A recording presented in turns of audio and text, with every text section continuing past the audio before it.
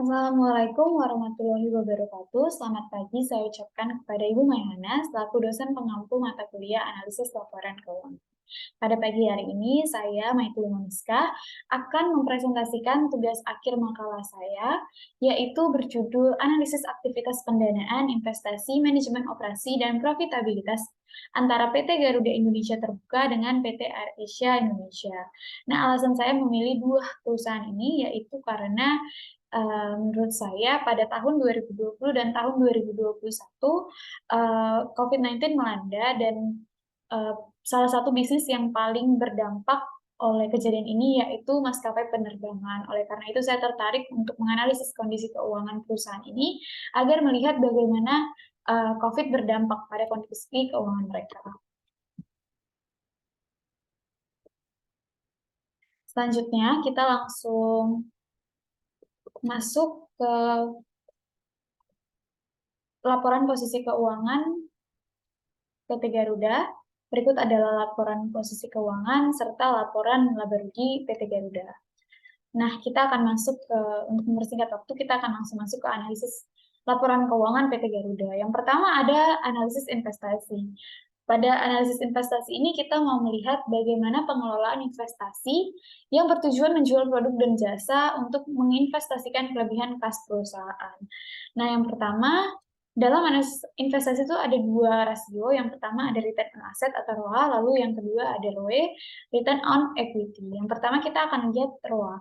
ROA pada tahun 2020 dan tahun 2021 mengalami peningkatan yang awalnya ROA tahun 2020 23% menjadi pada tahun 2021 menjadi 58%. Nah, apa artinya? Nah, nilai standar ROA yang baik bagi perusahaan itu adalah 5,98%. Nah, jika kita lihat hasil analisis kita tadi, di mana memang betul analisis ini nilainya itu lebih besar daripada 5,98, di mana 23% dan 50 di mana 23% dan 58%. Namun, meskipun nilainya lebih dari 5,98, perusahaan ini dapat dikatakan tetap memburuk dikarenakan jika kita lihat lagi komponen dari ROA yaitu adalah rugi bersih. Rugi bersih perusahaan ini makin menurun, yang awalnya 2 miliar menjadi 4 miliar, lalu total asetnya tahun 2020 10 miliar menjadi 7 miliar, di mana ini juga tidak baik bagi perusahaan.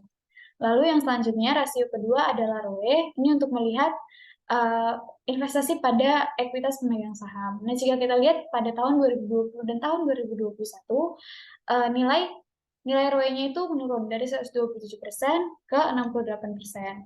Yang berarti, sebelumnya saya beritahukan, nilai standar ROE yang baik bagi perusahaan itu adalah jika di atas 8,32%. Nah, perusahaan kita sudah baik karena sudah melebihi dari angka yang disebutkan tadi. Dan memang betul bahwa apa artinya menurun gitu kan. Nah, dikatakan buruk karena menurun investasi pemegang saham itu dari 127% ke 68%, dan itu seimbang dengan penurunan rugi bersih kita dan total ekuitas pemegang saham yang juga makin merugi.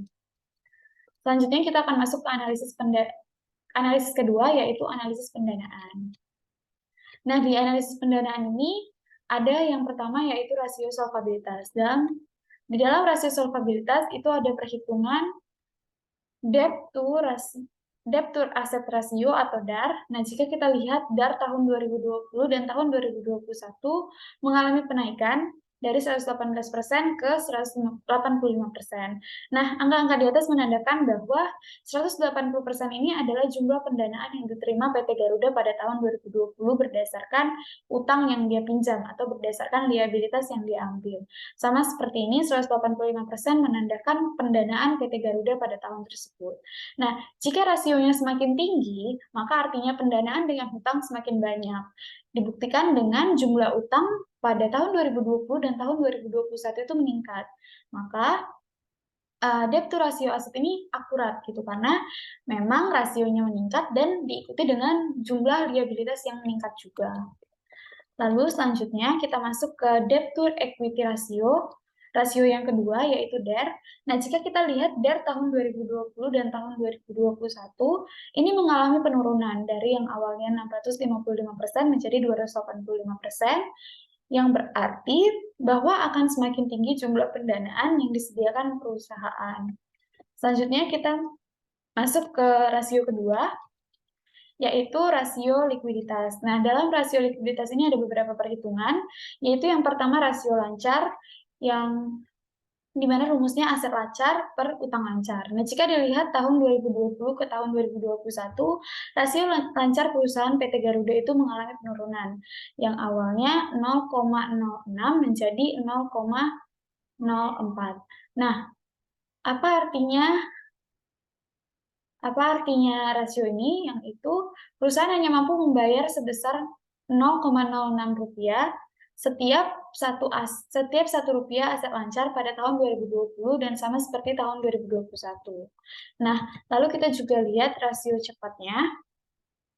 Nah, untuk rasio cepatnya juga tahun 2020 menghasilkan 0,05 dan tahun 2021 menghasilkan 0,03. Maka artinya perusahaan hanya mampu membayar sebesar 0,05 setiap satu rupiah liabilitas lancar pada tahun 2020 dan sebaliknya untuk tahun 2021. Nah, jika kita lihat juga rasio kas, ini pada tahun 2020 dan tahun 2021 juga mengalami peningkatan dari 0,02 menjadi 0,01. Untuk perputaran piutang, mengalami penurunan, yaitu yang awalnya tahun 2020 28,21 menjadi 27,5. Lalu ada inventory turnover. Untuk melihat persediaan, mengalami kenaikan maksud saya, dari awalnya tahun 2020 14,18 menjadi 19,67. Nah, yang ketiga adalah analisis manajemen operasi. Yang pertama itu ada rasio aktivitas. Rasio aktivitas ini untuk melihat bagaimana aktivitas perusahaan. Nah, untuk perhitungannya itu ada analisis perputaran kas, perputaran piutang usaha, perputaran persediaan, perputaran modal kerja aset tetap, dan perputaran total aset. Nah, yang pertama kita mau lihat perputaran rasio aktivitas PT Garuda. Berikut ada perhitungannya. Kasnya naik, piutangnya turun, persediaannya naik, modal kerja naik, aset tetap naik, dan total aset naik. Nah, berdasarkan aktivitas operasi PT Garuda mengalami kenaikan dari tahun 2020 ke 2021, yaitu dalam perputaran kas, persediaan, modal kerja, dan aset tetap. Namun, mengalami penurunan pada perputaran piutang. Selanjutnya kita masuk ke analisis rasio profitabilitas, analisis perhitungan yang terakhir.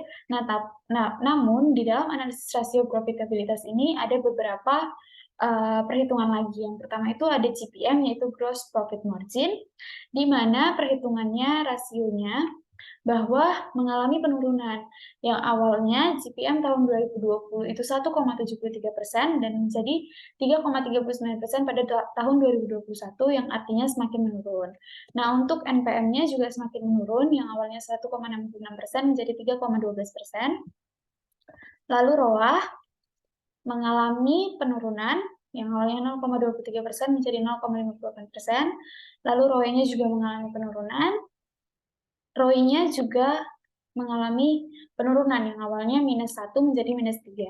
Nah, apa sih kesimpulan dari analisis profitabilitas tadi? Kesimpulan yang bisa diambil adalah bahwa kondisi keuangan perusahaan PT Garuda dari tahun 2020 ke 2021 itu sangat buruk karena baik GPM, NPM, ROA, ROE maupun ROI dari 5 rasio tadi, dari 5 perhitungan tadi semuanya mengalami penurunan yang signifikan. Jadi lima-limanya tadi ini dapat dibuktikan dengan penurunan total aset, ekuitas, dan ruginya mengalami penurunan. Maka dapat disimpulkan bahwa memang kondisi keuangan perusahaan PT Garuda pada tahun 2020 dan 2021 itu memang sangat buruk. Nah, selanjutnya kita masuk ke analisis perusahaan kondisi keuangan PT AirAsia Indonesia Terbuka. Kita langsung saja melihat laporan keuangan PT Garuda Indonesia. Nah, kita masuk ke analisisnya. Yang pertama, sama seperti analisis di perusahaan PT Garuda, kita lakukan juga di PT AirAsia untuk membandingkan nanti bagaimana kondisi perusahaan PT Garuda dan PT AirAsia. Nah, untuk analisis investasi, ROA-nya tetap ROA tahun 2020 dan 2021 PT AirAsia stabil 45% dan 45%.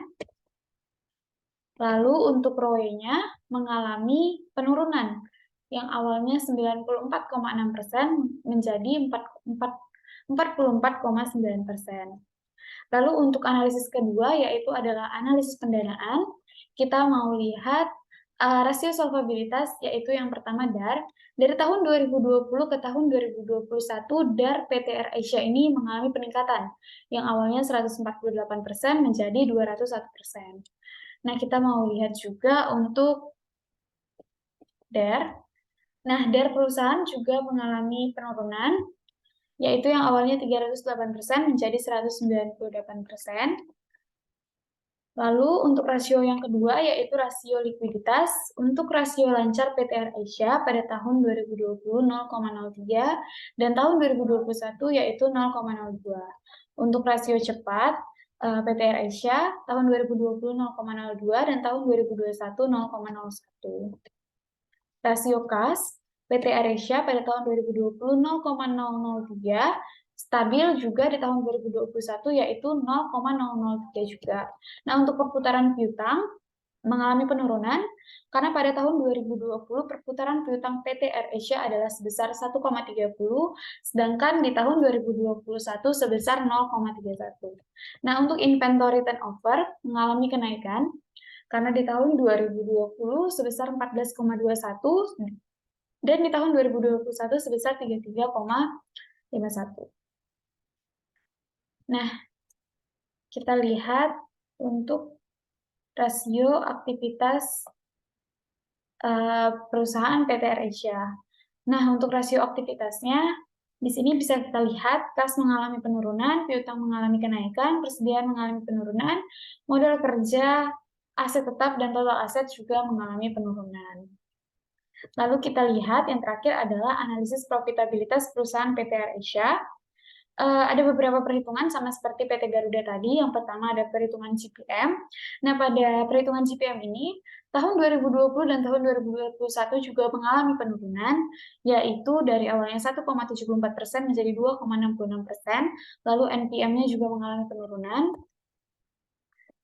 rasionya stabil, ROA-nya stabil, ROE-nya mengalami penurunan, dan ROI-nya mengalami kenaikan. Nah, ini adalah kesimpulan untuk ROI. Nah, untuk kesimpulan perbandingan dari dua perusahaan ini tadi, dapat saya simpulkan dari perbandingannya yaitu perbandingan analisis kondisi keuangan PT Garuda Indonesia Terbuka dengan PT AirAsia Indonesia Terbuka, bahwa kondisi keuangan PT AirAsia jauh lebih baik dibandingkan PT Garuda.